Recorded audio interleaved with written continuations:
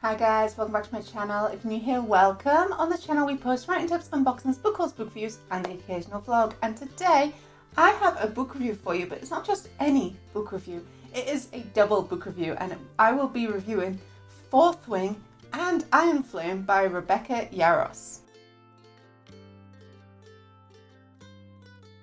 The third book has already come out by Rebecca Yarros and I am so late to this party, but Fourth Wing came up in my book club and I got so addicted, so I immediately bought Iron Flame. And as I was reading Iron Flame, the third one came out. Now I am going to wait for that to come out in paperback just because the first two I have in paperback. Book nerds know if you start in a paperback, you continue in a paperback, except for the Before the Coffee Gets Cold series, which I did not follow this rule on. I'm waiting for the paperback to come out of that, but I have read the Fourth Wing and Iron Flame and I'm going to review both of them in this video for you now. Before I get into that, don't forget, if you like what you see, to subscribe to this channel. Your continual support means a lot, so thank you guys so much. I would also love to draw your attention to my t-shirt. This is from my band Wooden Elephants. You can get these on TeeMill. I'll pop a link below this video. This is from Matt's EP, which came out in 2024, which again, I'll pop a link below this video if you would like to listen to or purchase that EP. Now, the first book is Fourth Wing, which I don't actually have because I've lent it out to my friend Jazz, who does have a YouTube channel called Red Panda Reads. She's not filming at the moment, but do check out her previous videos because she's awesome and her videos are really good. But I will get my phone, which I forgot to bring over here, to read you guys the blurb. Violet Sorrengail expected to live a quiet life surrounded by books until she was forced onto the world's deadliest training ground. Now she must fight to join the army's elite dragon riders.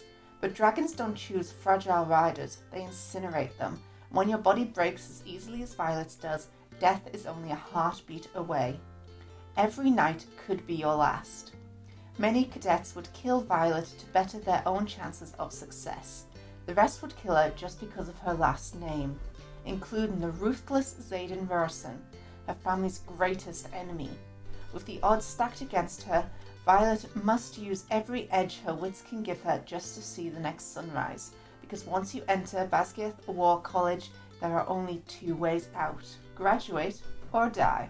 It kind of gives the vibes of the Scholarmance series by Naomi Novik, which if you haven't seen my review on that, that link is above me now. I adore Naomi Novik's writing, but it gives me that vibe of it's gritty, you're either dead or alive when you leave this place. It's a magic school.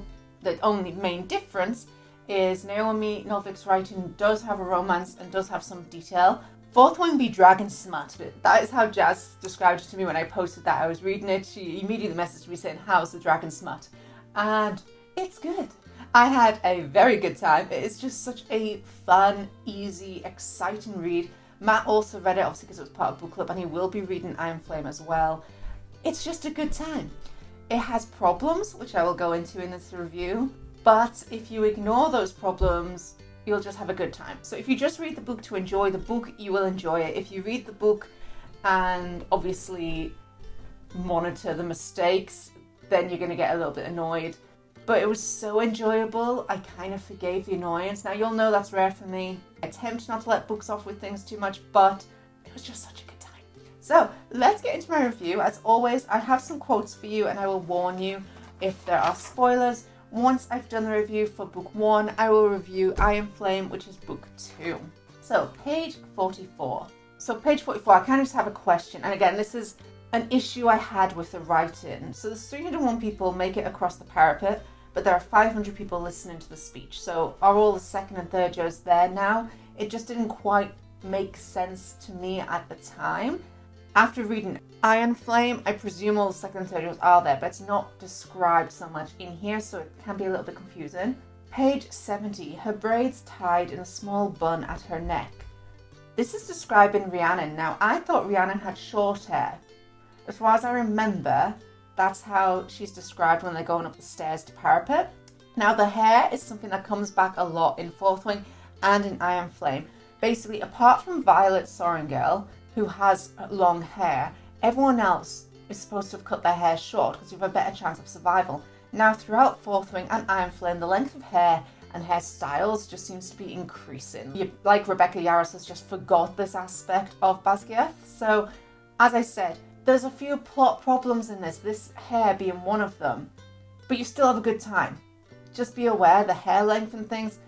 Don't hold on to the details. If you hold on to the details, things aren't going to be as fun to read. Page 115. He's not in my squad. He can kill me without punishment. So this is about Xaden, but I'm positive he's her wing leader. So isn't he one of the people who can't kill her? Again, a plot error, I think, because I do think later on and in Iron Flame, it's mentioned how he couldn't kill her. I don't know. It got a little bit confusing. Page 173. You, Goldie. It blinks its golden eyes and swishes its tail. I just find it adorable. So this is the first time you meet Andana, and you'll know that she's going to be a major part in this. I just find it adorable, a dragon swishing their tail. Page 180. The dragon's giant nostrils flare. You're bleeding. Stop it.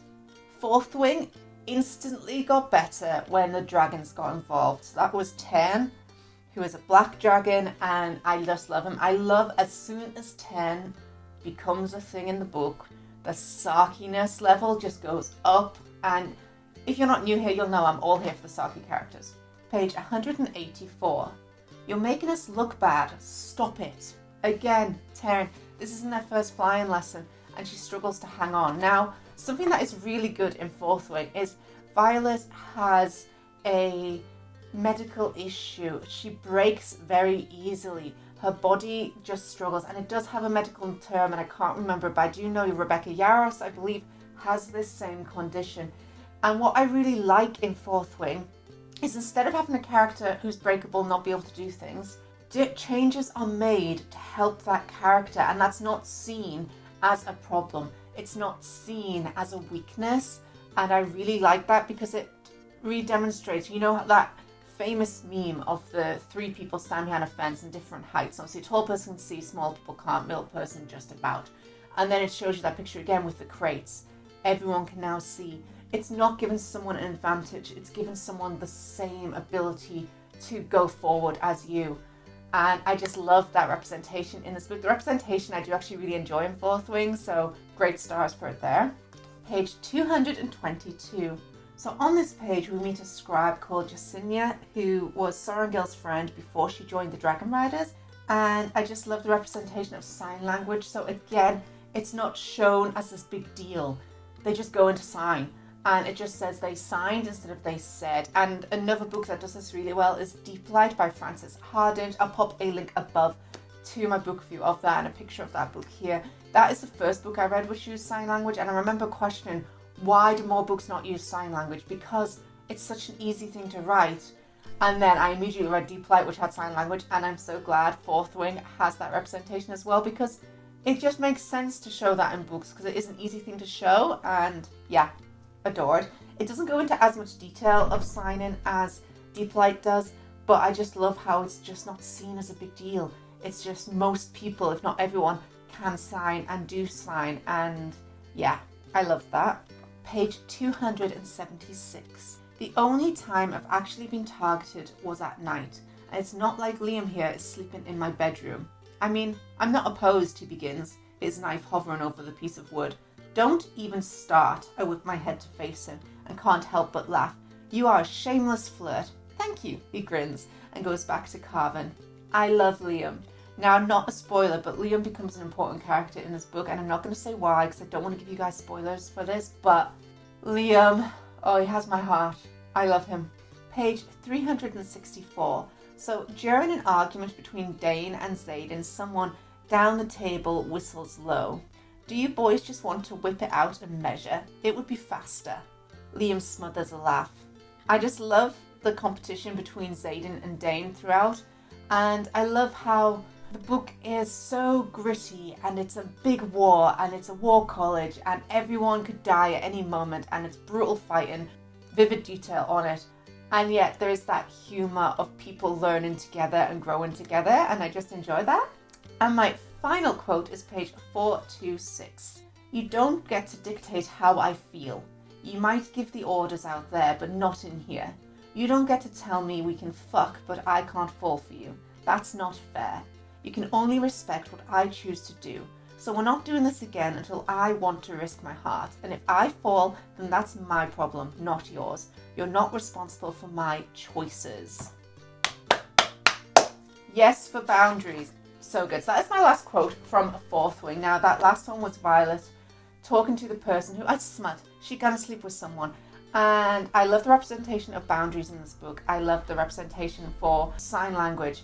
I love the varying cast members. I love the various physical and mental abilities.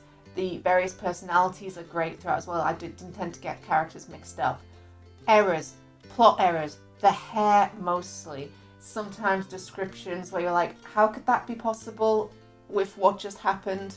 But it was such a good time. It is my first read into smut, and yeah, I'm going to be a smut girl now. I enjoyed it immensely. I don't know if you guys watch Stuart McKay on Instagram.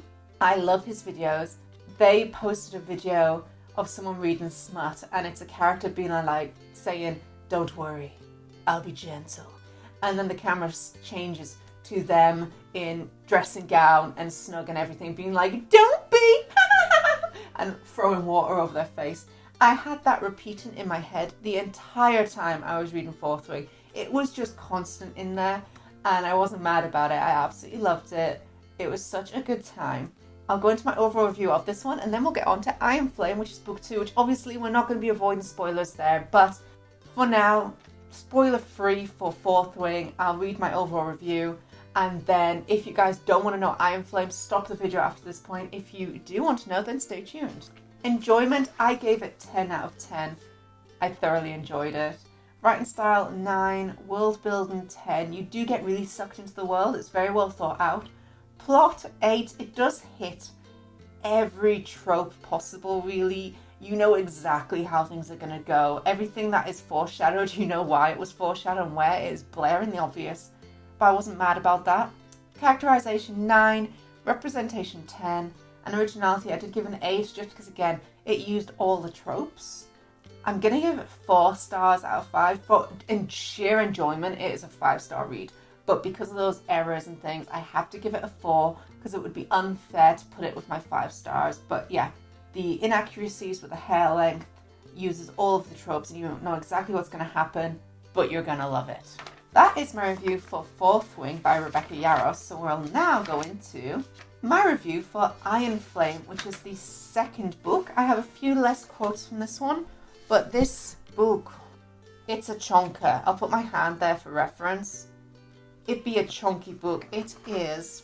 We won't count the Xaden bit at the end. So it is 763 pages long, and it's not small writing, though it does have a lot of dialogue, which breaks it up. I read it in like 2 weeks though, because it's just such a good time, like the other one. Let me read you guys the blurb for the second book by Rebecca Yarros.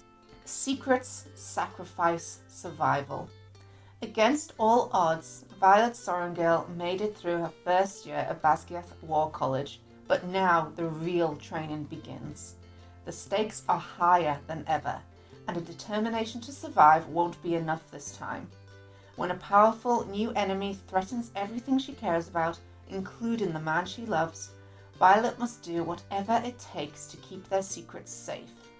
One wrong move could have horrifying consequences. And as the web of lies spun by those in charge starts to unravel, nothing, not even Dragonfire, may be enough to save them in the end. The deadly second year at Basgiath awaits. So second year, we know that she survives the first. We know that she's in a fun relationship with Xaden, and Dane is her enemy. For, quite rightly, to become an enemy, going against her boundaries, taking information without permission. So lack of consent, and I love how that makes him the villain in this. Again, the representation, I loved. I loved how most of the problems are from lack of consent. It's a good thing to show.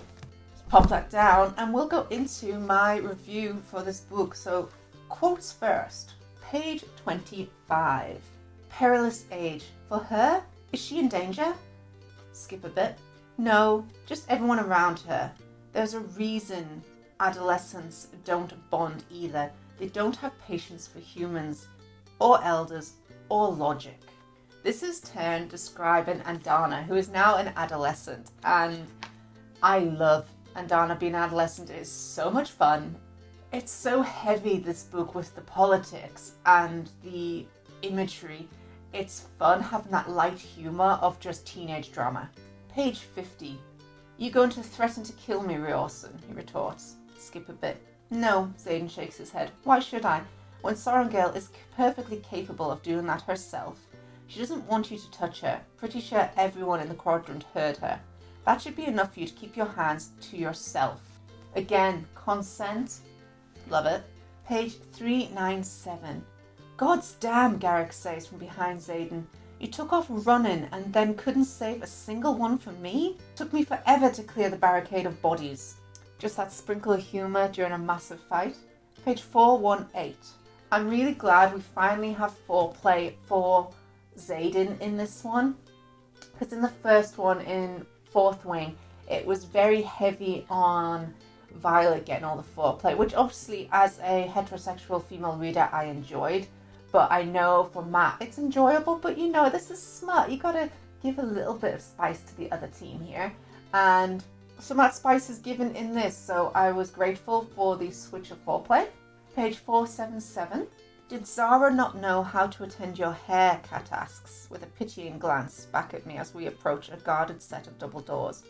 Surely she could have come up with something a little more refined than just leaving it down like that. I thought you always wore it up in case of a fight. This just brings me to, as you saw in Fourth Wing, they're not meant to have long hair. Only Sorengale has long hair and everyone else is supposed to cut it, and Sorengale always keeps hers tied up. Now, I like the reference back to that, but also a lot of them now have long hair. Or maybe I'm just reading it wrong. Do comment. Am I reading it wrong and they do all have short hair and I'm just not getting it? I don't know. But I like the reference back to that, but it is kind of showing up a plot error. Page 526. You could have crushed someone, I lecture.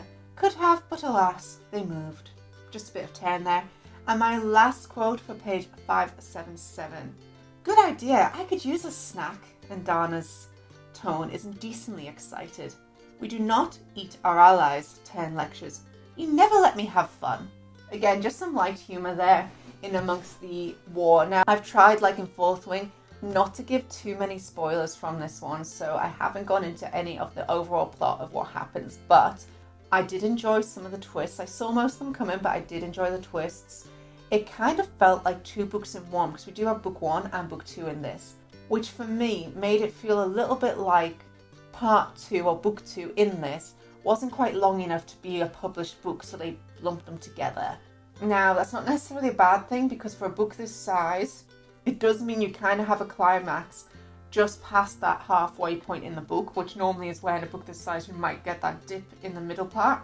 But it does also kind of make you forget the first part of the book, because the second part of the book kind of feels like another book.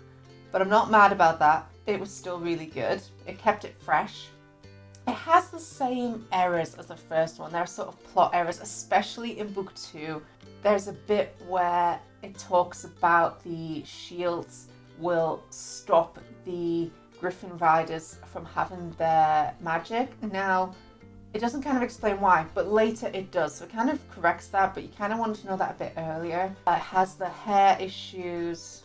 There's a few things, but it's still really good. There's less pining than in the first one, which I did appreciate, but there are a lot of arguments due to miscommunication, which I'm hoping in the next one there's a little bit less of, just because it's getting a little bit old for that. It's still a great time. Again, I read it so quickly, like within maybe just over 2 weeks. This one's a bit bigger. So fun. Great times were had. It's dragon smut, it's fantasy, it's romantasy, it's got grit, it's got humour, it's got so many Saki characters. So let's go into my overall review. For enjoyment, I gave it 9 out of 10. Writing style, 9. Plot, 8. World building, 10. Characterization, 9. Representation, 10. And originality, 8. This one I put firmly in 4 stars. It was addictive, but it wasn't quite as addictive as Fourth Wing. So Fourth Wing I ummed and ahed about that 4/5 star. This one I do put in 4 star. It was such a good time, and I am looking forward to getting the 3rd book in paperback. I'm reading it. If you've read Fourth Wing, do read it. I do know quite a lot of people reviewed this one saying it wasn't as good as the first, but it was still a jolly good time. I didn't have that Stuart McKay ringing in my head again of the I'll be gentle, don't be. So it's not as, it is smutty, but it's not as smutty because you kind of already know. But I think, judging by the memes already coming out about the third one, we're going to get a bit more of pine and smut in the third one. So you never know, that meme might come back to me in the next one. Fourth Wing and Iron Flame, 2 4-star reads for me. I thoroughly enjoyed my time. It is just a great time. It's very easy to read. It's very Moorish. You'll enjoy it. You may not know why. You may get frustrated, but you're going to like it. So just sit back and have a good time with Rebecca Yarros's books. And that's it for this book review. Thank you guys so much for watching. I hope you enjoyed this video. If you like what you see, don't forget to subscribe to this channel. If you like to see as soon as I upload, click that little bell down below. You can also follow me on Instagram, Facebook and Tumblr. I post more bookish pictures as well as more tips and unboxings on there. And thanks for watching, guys. Bye!